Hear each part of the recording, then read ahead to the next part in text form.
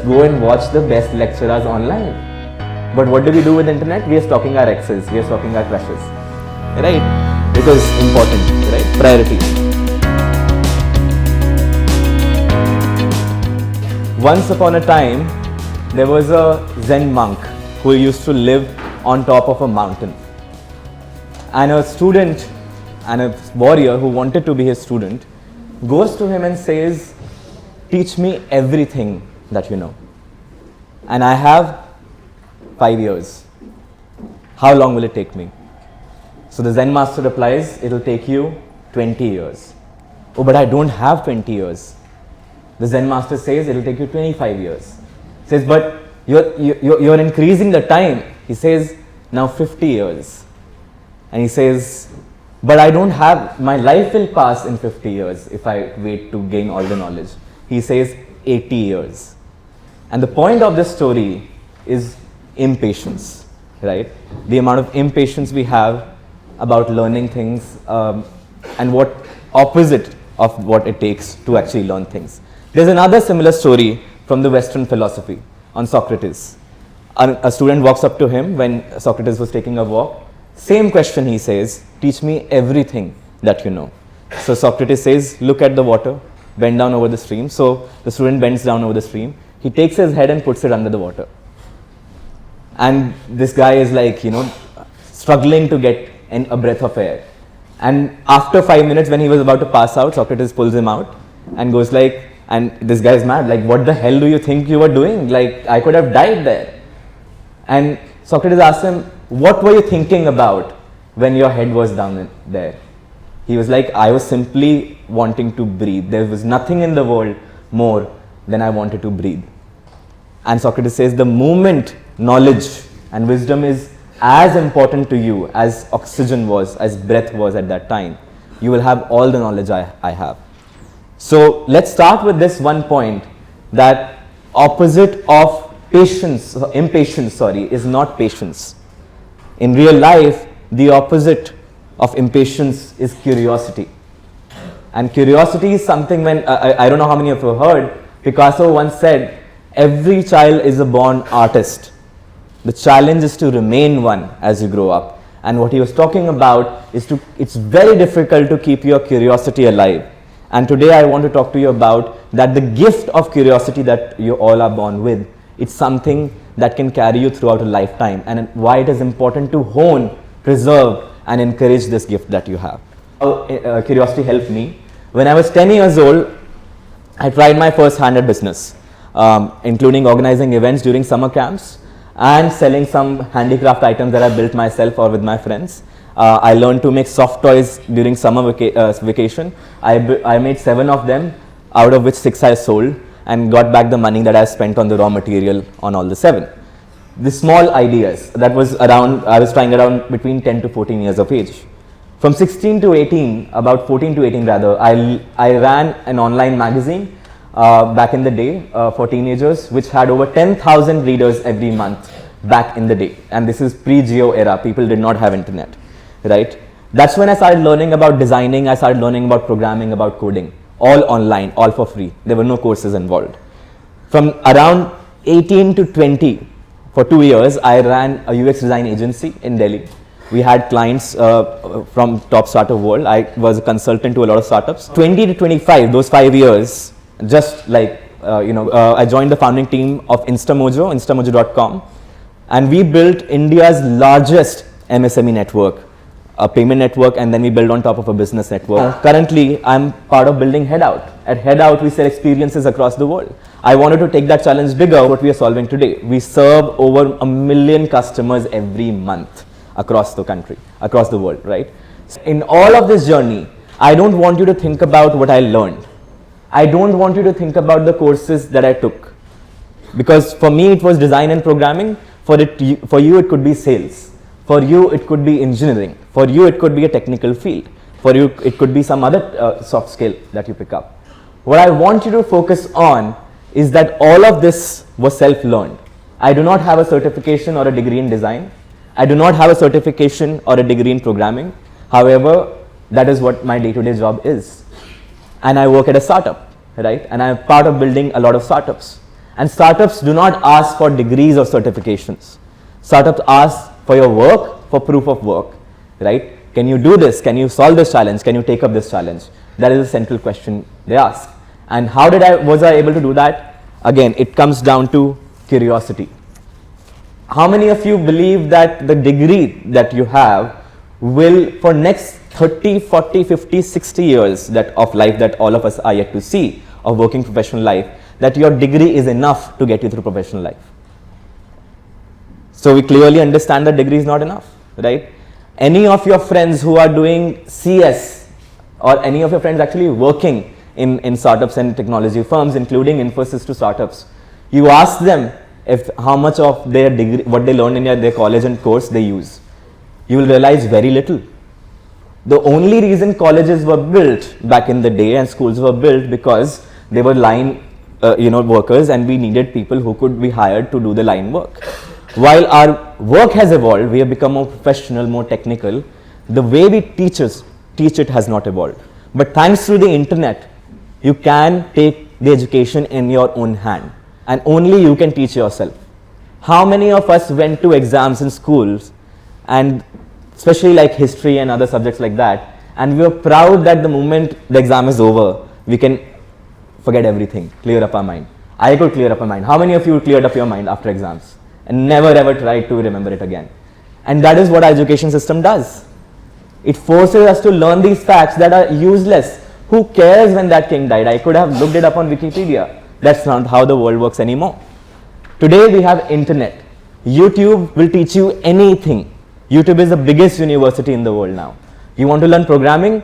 Learn it there. You want to build an app? You can learn it there. You want to start designing? You can learn it there. You want to get deeper into what automobile industry is doing in today's world and what is upcoming? You can get into it using YouTube. You want to build a network? You can go online, start connecting with people on LinkedIn, on Twitter, on Instagram, on various, whatever industry you are interested in, and build a network even before you step out.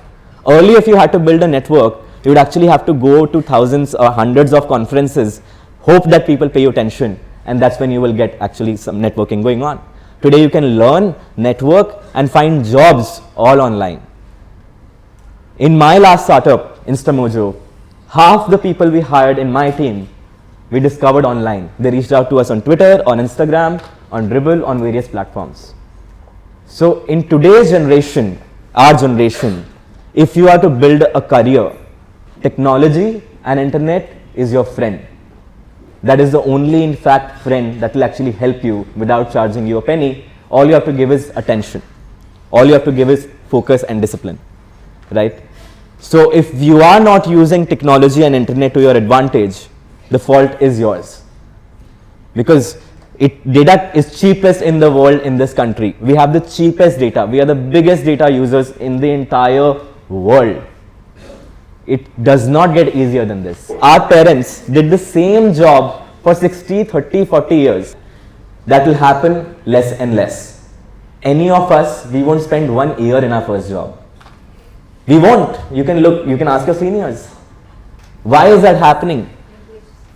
Your one degree and skill set will not be enough to get you through your entire career. You will need multidisciplinary skills. You will need communication skills. You will need technology skills. And all of these soft skills you have to learn by yourself. And for people looking for passion and people who think they have found their passion, I have a bad news. There is no such thing as passion. At least the way media sells you passion, it does not exist. No one, at least very rare people are born with knowing something that this is what I'm going to do. How do you find passion?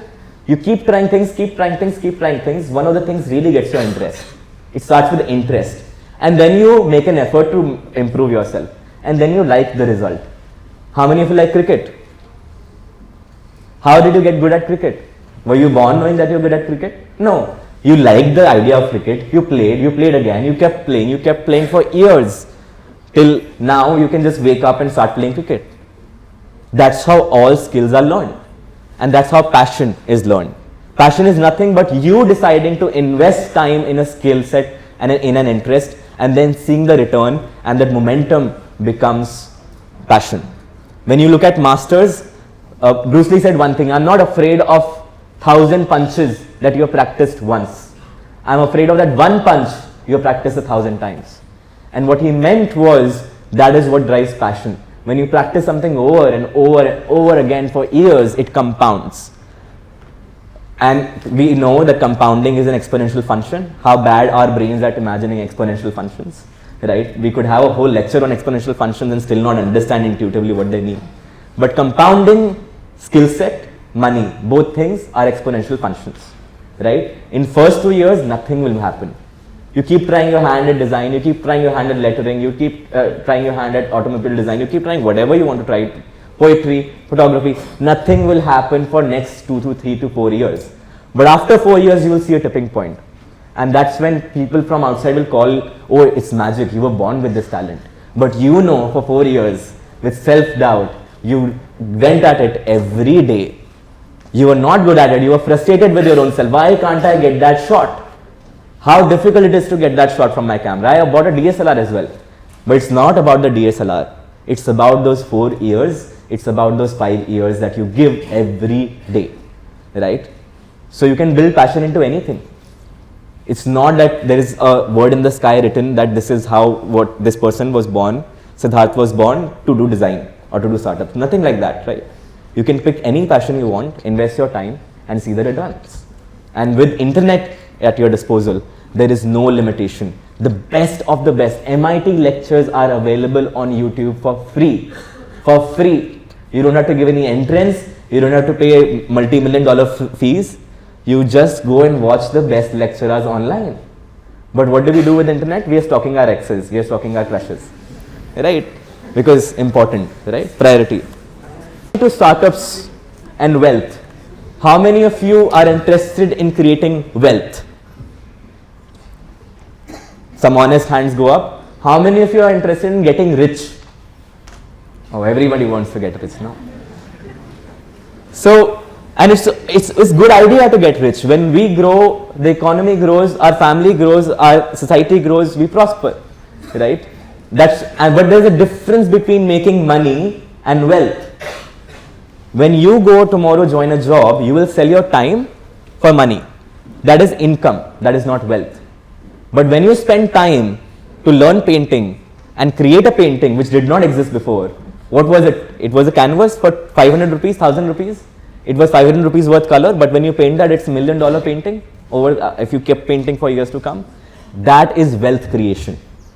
Words are there, but when one of the people take those words and write a book, suddenly it's more valuable. That's wealth creation. Startups do wealth creation. As simple as that. It's the fastest way in a human lifetime to accumulate enormous wealth. Who got richer in this country? Apart from people who are already rich. Startup folks. Business folks, right? So business and startup is about making wealth. But it's not limited to business and startups. You can use the same principle of creating wealth on yourself and create a great amount of deal of wealth for yourself, both in terms of money, both in terms of potential, both in terms of what you are looking forward to in the future, right? So you have to start differentiating wealth from money. It's okay to sell your time to get initial money, but long-term stability in your life will come from creating wealth and understanding what wealth you are good at creating. It could be your network, it could be your relationship, it could be your emotional stability, it could be poetry, art, photography, whatever it is. It could be a communication skill. You have to decide what you want to invest over time, and 10 years later that will be your wealth, right? In fact, I want to talk about 3 important things you have to learn if you want to get anywhere. Forget about getting rich. If you do the calculation, and many of us understand, we are engineering background here, so we understand mathematics. If you get 8% return on your FD every year, you don't, you get 6%, but let's assume 8%, and you get the same percent inflation, right, every year, you will still lose money every year. Our generation, if you do the calculation, you know how long we need to work if we want to retire? 200 years. Look up the starting salary that goes out from any campus and then do the calculation. You won't be saving for first 5 years because expenses, and I want to buy that new shirt. Of course, I waited for that for the longest time. Of course, I have to give party to friends. Of course, I have to take out my girlfriend, boyfriend, right? So a lot of expenses grow. But we will not retire for 200 years. But if you look at wealth creation, that's when hope starts to rise. First thing I want you to focus on is learning the basics of finance. Learning the basics of money. What is compounding? How does it work? Because like your health, you can't outsource money decisions. Can you tell somebody, you go run for me, I'll become healthier. You go to gym for me, I'll gain the muscles. Same, it does not happen that way. Same thing is finance. You can't give your money to somebody and tell them to make me rich, right? You have to learn about money yourself, and not about being rich. At this generation, it's about survival. If you don't learn how money works, we will have a very difficult time. When especially more and more as the world gets complex, you will face more financial difficulties as you enter the real life from away from college, and you will find yourself utterly unprepared for it, because our school taught us mitochondria is the powerhouse of the cell. How to pay taxes doesn't matter. But what happens if you don't know mitochondria of the cell? Nothing. Somebody will make fun of you. But what happens if you don't pay taxes? You go to jail. Priorities, right? So you are in fact the first startup in your life. Even if you don't do a startup, you are the first startup. Learn to manage finances of that startup. Learn to understand what skill set that startup has, what advantages that startup has. Learn to understand what wealth that startup can create for you. And invest in yourself. This is the simplest trick to passion. Explore 1,000 things on YouTube. There will be things you can't stop thinking about. Start investing time in those. Let's say you pick up photography. I really like photography. But can you click 50 photos every day for next 4 years and still be as excited about it? Give it a try for 4 months. Give it a try for 4 weeks, you will know. But you will not know until you invest. Otherwise, everything will look interesting. Today, photography will look interesting. Tomorrow, you will see your friend playing guitar. You're like, I'll buy guitar as well. Then the guitar will stand in the corner in your hostel room and no one will touch it, and it will be passed from senior to junior to, it will keep going on in the college. Unless you invest, there is no return. And that is how passion is built. You invest, you see a result. You invest, you see result. And eventually, it becomes your passion. So figure a passion, use the internet to your advantage, and if you're still unsure of what is interesting to you, expose yourself to new ideas. And this my simplest trick that I can ask you to do, 3 things you can do to expose yourself to find your real passion or multiple passions. Many of you will start to realize that there is not just one passion. Most of us have multiple interests, and that is a good idea, because as AI takes our jobs, the only job surviving will be multidisciplinary jobs. All the people right now doing, standing at the parking lot and clicking button to open the parking gate, not required. Software can do it. More and more software will eat the world. Technology will eat the world. Half the jobs are going to go away. But which jobs will stay? The jobs that require mind and the jobs that require multidisciplinary work. Which means if you are able to combine, people who are photographing automobiles will stay. People who are deciding what to build and what the market wants will stay. But the hands which used to do the manual work are being removed from the industry. Same thing is happening in food industry. Same thing is happening in app industry. Same thing is happening in all sorts of manufacturing. A lot of you folks have background in business, family businesses. You will see the same trend happen there. Let's talk about what those 3 things are. Read, write, and travel. How many of you love reading? Not Chetan Bhagat. I'm talking about some legit books. Yeah, so there are 2 hands on reading. Some people are reading. Fiction, non-fiction doesn't matter. Start somewhere. When you read, let's say you're reading Harry Potter, your brain does not know if you're reading it or you're living it. That's why you can feel it. So imagine, instead of living 30 lives, if you read the biography of 30 people, you lived their lives, you gaining experience. Reading is the fastest way to download software, new software, right? It's an app download. So download more new apps, read more. How many of you love writing? Writing diaries, writing poetry? Very few people. Listen, the art of communication is not a luxury anymore. You go to an office, you have to talk to 10 people. People who do not get anywhere in their careers, whether they are entrepreneurs, talking to a VC, or their employees, or whether they are people in job, talking to their managers and their subordinates. If your communication is not good, you will not get anywhere. You can be the best person at what you do, but if you can't, let's say I click the best photos, but people don't understand what I'm saying, they won't even hire me. Communication is essential. Writing is a beautiful tool to do an open mind surgery. You write down your ideas, you change what you've written, you will see your mind change as well. Write, express. It's good that you know. We know everything. We're very smart folks, no? But unless we write, it's not gonna happen. So use writing as a tool to clarify your mind, what you're thinking about. You're feeling weird about whether you like somebody or not, try writing it. The clarity will be immense. Third thing is traveling. How many of you love traveling? And I'm not talking about traveling with family, alone or with friends. Traveling alone completely. Let's very nice. Very nice. Good for my company, huh? I'll sell you more tickets. So, what does traveling do actually? You step out of your comfort zone, you go out to another country, another place, another city, another culture, you try their things, you see how they behave, and you realize they are different from you, but they are same as you. They have their own tea coffee stalls, we have our own tea coffee stalls. They have their own nice morning food, we have our own nice morning food. You start to realize that the world is smaller than you thought. You start to realize that your world is not the only world left here. How many of you understand this concept called accident of birth? Raise of hands. Accident of birth. If you were, okay, let me ask this question. Which is the greatest nation in the world?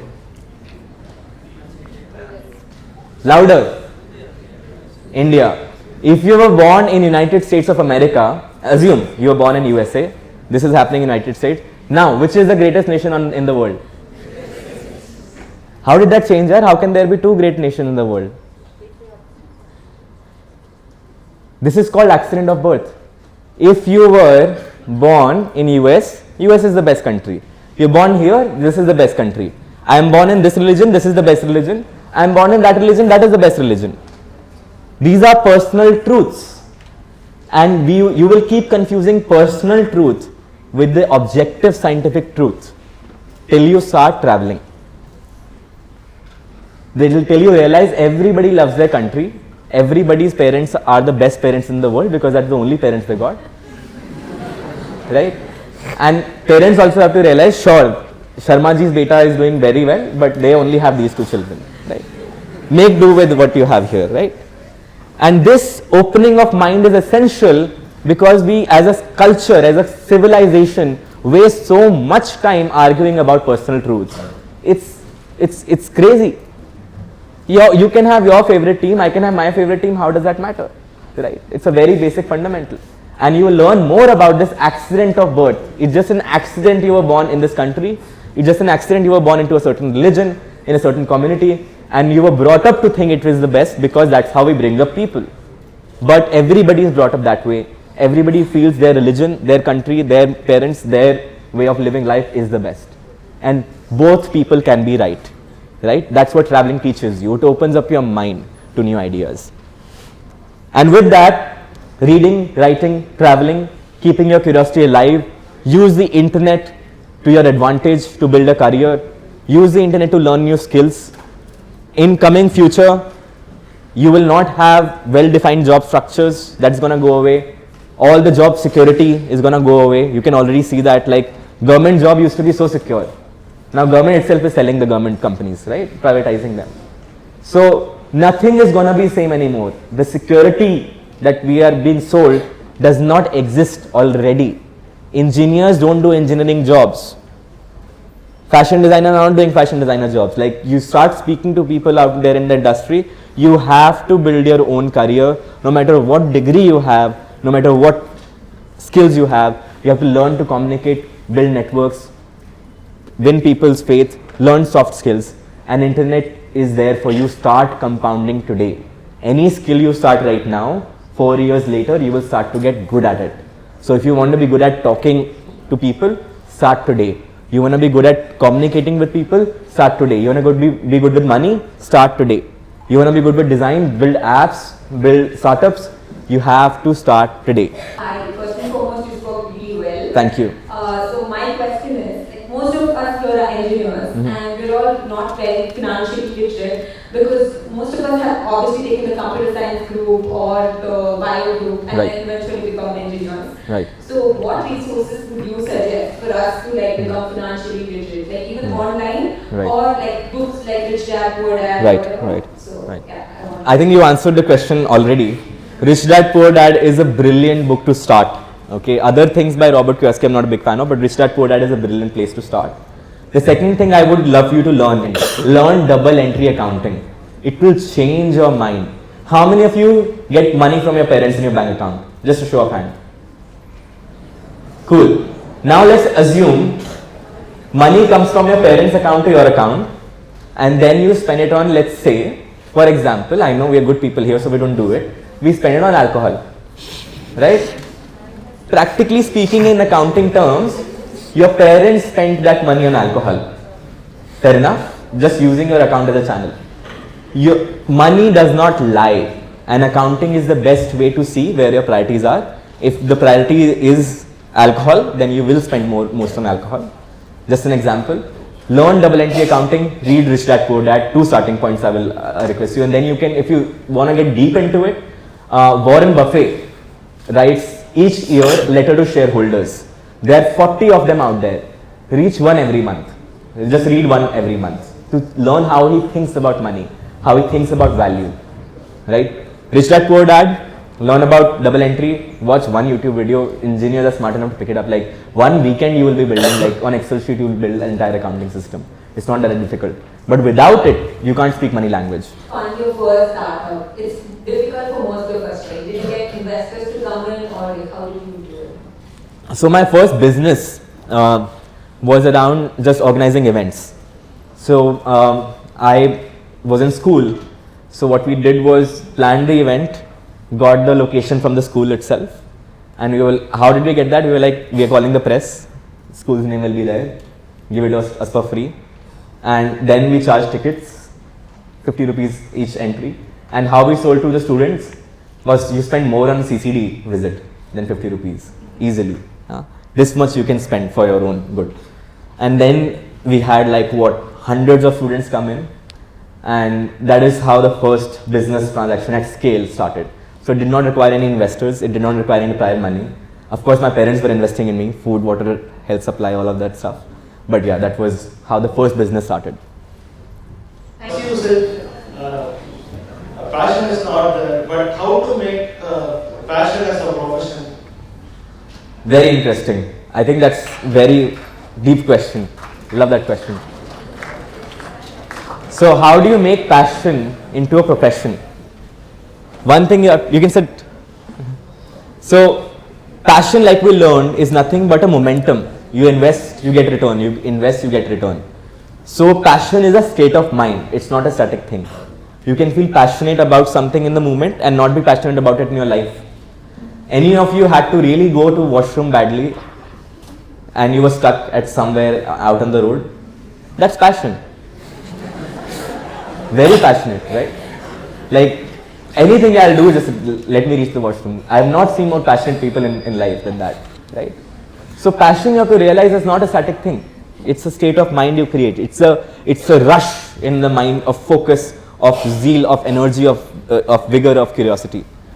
And to realize that you can turn anything into passion, like we spoke about, any interest into passion, right? And then realize that you can pick a profession and make that into passion as well. It goes both ways. You found a passion, you make it into career. Possible. Photography, we know many examples.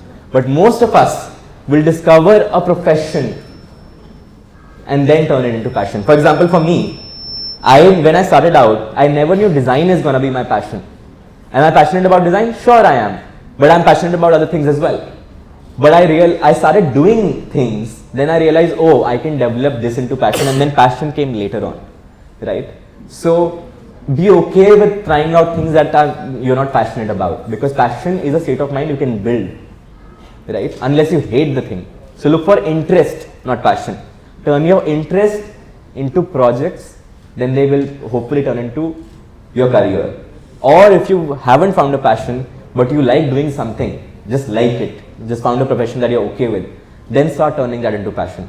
get deep into it, go deeper about it, right? This story I stole from Nandini Vaidyanathan. She's a speaker on entrepreneurship, and she talks about that one Indian guy was hired at Walmart, and during Christmas season he was hired there, right? And how he was hired, he goes last moment, goes like, sir, please, and give me a job, I really need it. And the manager of the Walmart store in US was like, no, the hiring is closed, 5 p.m, you are late, we don't do that, so you go back. He pleaded like we Indians do, and got the job. Next day he comes to the job, he has a nice day, manager comes and asks him, how much sale did you do today? And this Christmas season. He's like, I did 1 sale. Like, are you kidding me? On normal day we do 5 sale at least per person who's standing there. You did 1 in Christmas season, you should be doing 25. You're fired, you can go. And while he's leaving, he's like, just out of curiosity, how much was that 1 sale? He says $125,000. Like, there's nothing in the store that's $125,000. Yeah, what are you saying? So how did you sell that? He's like, so we were talking about this fishing rod, and I said, okay, where are you going fishing? Are you going to this place? Why don't you do river rafting? There's a nice spot to do river rafting. So I sold him a river rafting equipment. Very nice. So, but still doesn't add up. Like, then I told him, like, if you're going there, might as well do camping. Might as well do camping there because very nice place to camp. So I sold him camp equipment and everything as well. Okay, but still not $125,000. Like, then I was like, you're going that far, you're taking fishing equipment, you're taking tent, you're taking canoe in the river. How will you carry all this? Take this golf cart. We'll deliver it in the golf cart to you.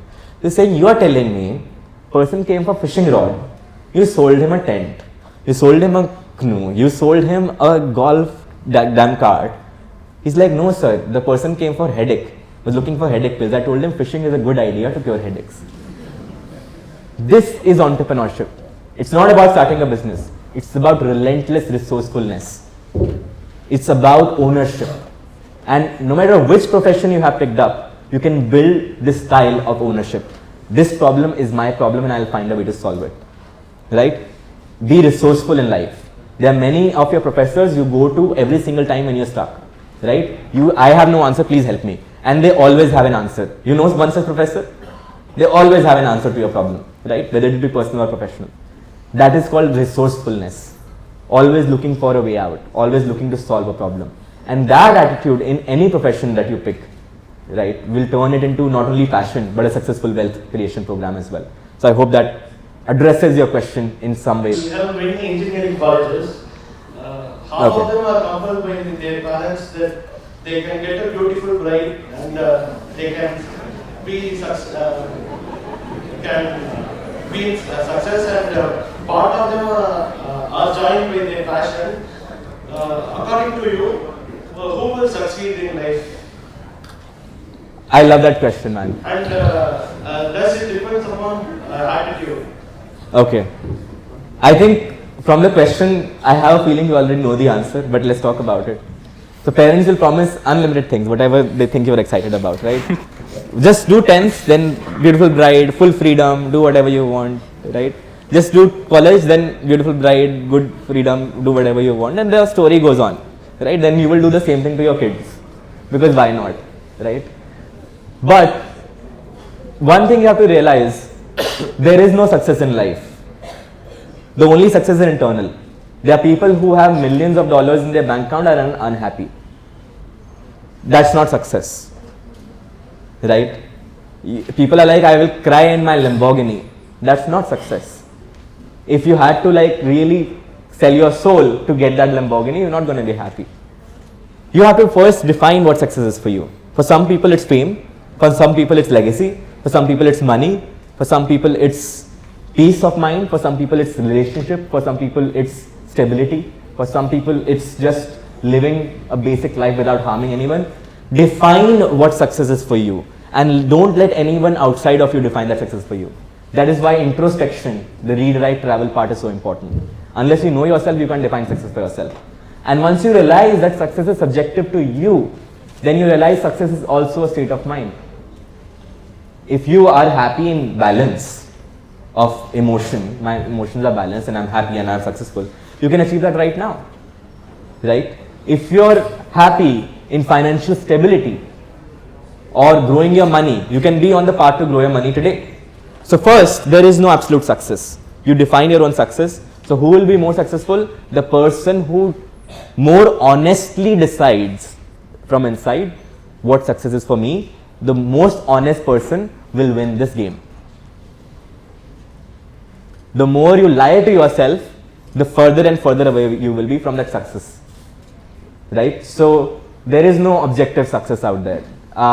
If you feel like X person has become success, you go talk to them, they are looking at the next thing already. Right? When we were in 5th grade, coming to college was a success, big deal. No? Now we are in college, like what have we done? Nothing much, pretty much, same story only. So the same story goes. The success is inside business. You have to define what it means for you. Let's take last 2 questions. Yes. Hi, my name is Ilhan. So in your speech you referred about AI. So I have a doubt about it. Like, only thing that differs a machine from us is our common sense, right? Okay. And the present technology, that is the AI, and also the Internet of Things, they both like somehow connect and is reaching closer to that level which the human mind can process. Right. So how in this present scenario where the technology is slowly coming up to the level of humans, Right. will we get job? I love that question, and I love the specificity of that question, how you got into that detail. And that is true. AI is becoming closer and closer to you. Want to write poetry and songs? AI can write better songs than all of us. Better pop songs, produce the music and release the full album as well. AI is doing that. There are experiments today. They can play chess and beat you to it. Right? But one thing AI does not have is imagination. All our problems are imaginary in life. Anything you're troubled about today, unless it's a physical issue, is imaginary. You're worried about future? Imaginary. You're worried about something happened in the past? Imaginary. Machines do not have imagination. So they can't create problems and they can't find solutions which are original. You know a solution, you can build an AI to solve it better. You know, okay, this is how chess is played. You tell the rule to a machine, it will play it better. But you ask it to design a game like chess, which will be enjoyable to human beings, it can't do that. AI can't and machines can't feel emotions. They can't communicate deeply. They can't communicate to your heart as a person, human being could. So we as human beings, as the AI takes over, will realize that all of us have to become that unique self that we were born to be.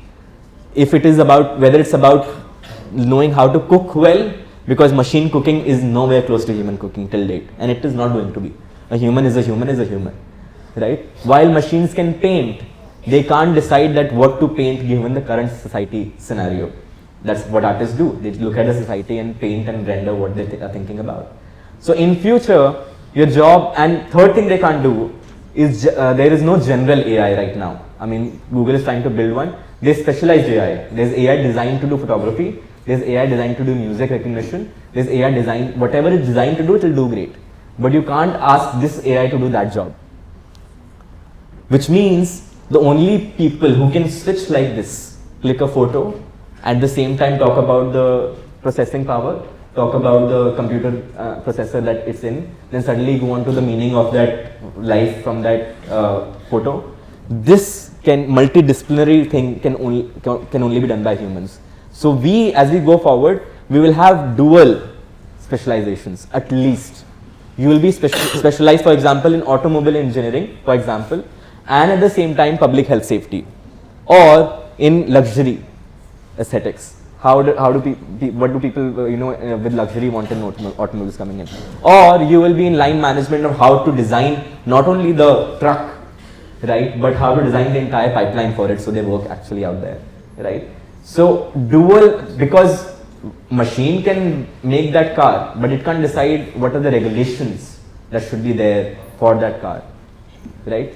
Machine can decide that, algorithm can decide Instagram should show you this, but what that photo means, should it be there on the platform or not, a human has to decide, right? And that requires multidisciplinary field. So simple answer, AI will take over simplest jobs, the most mundane jobs, the jobs that can be done again and again, that you see where mind is not being used, and only jobs that will be left are the ones that require you to use your minds on multiple layers to solve multiple domains of problem. Study about domain specific language, and domain knowledge. You can Google these two terms, domain knowledge and domain specific language. And that is what our future will be. We'll have to know multiple domain specific languages to be able to speak. We're out of time. Please DM on Instagram, and I'm again King Siddharth on Instagram and on YouTube. Thank you so much for your time. This was wonderful. Thank you.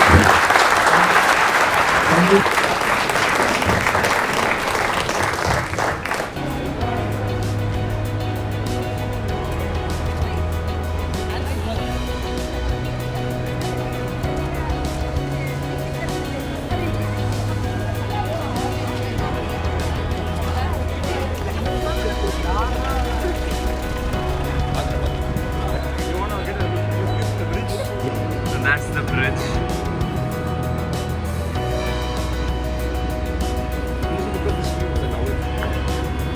Wow, that really is something, man. That's a very beautiful view. Hi to camera.